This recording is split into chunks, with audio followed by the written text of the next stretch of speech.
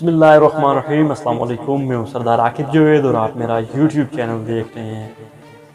پاکستان تحریک انصاف کو ایک دفعہ پھر دیوار کے ساتھ لگانے کی جو ہے وہ کوشش جاری ہے اور انشاءاللہ اس میں یہ ناکام ہوں گے۔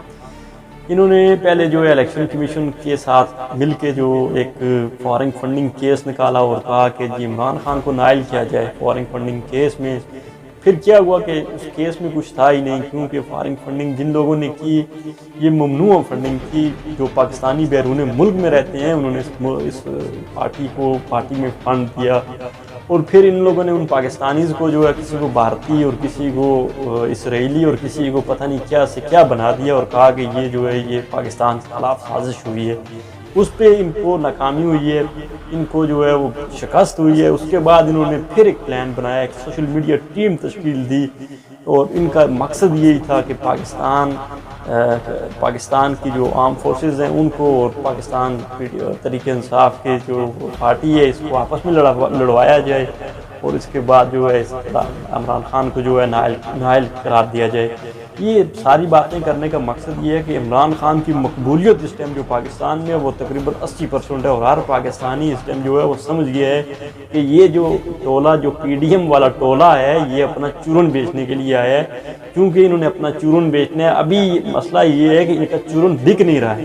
چورن کیوں نہیں بک رہا ہے؟ کیونکہ جو عالمی بینک ہے، جو IMF ہے، اس کو پتہ ہے کہ یہ چور اور ٹھگ ہیں، ہم ان کو قرضہ دے کے واپس کس سے لیں۔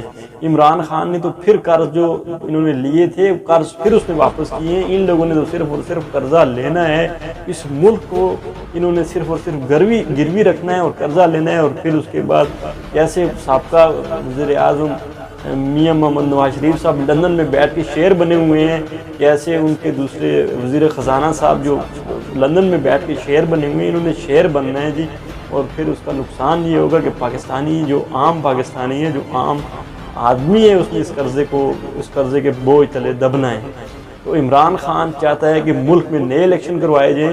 نئے الیکشن سے یہ ہوگا کہ ہم اپنے پاؤں پہ کھڑے ہو جائیں گے، کیونکہ یہ لونگی لنگڑی سیاسی پارٹیوں کا ایک پی ڈی ایم بنا ہوا ہے اور برساکیوں کے اوپر کھڑی حکومت، جس کی نہ تو پنجاب میں حکومت ہے، نہ KPK میں حکومت ہے، نہ سندھ میں حکومت ہے، صرف اور صرف CDA کا وزیر اعظم جو ہے وہ اس ٹائم مسلط ہے پاکستان کے اوپر، اور وہ حب الوطنی کے سرٹیفکیٹ بانٹ رہے ہیں کہ آپ میں کتنی حب الوطنی ہے اور کتنی نہیں ہے۔ میں آپ کو بتاتا چلوں کہ ملک کے خیر خواہ نہیں ہے۔ بہت شکریہ تمام دوستوں کا، تمام بھائیوں کا۔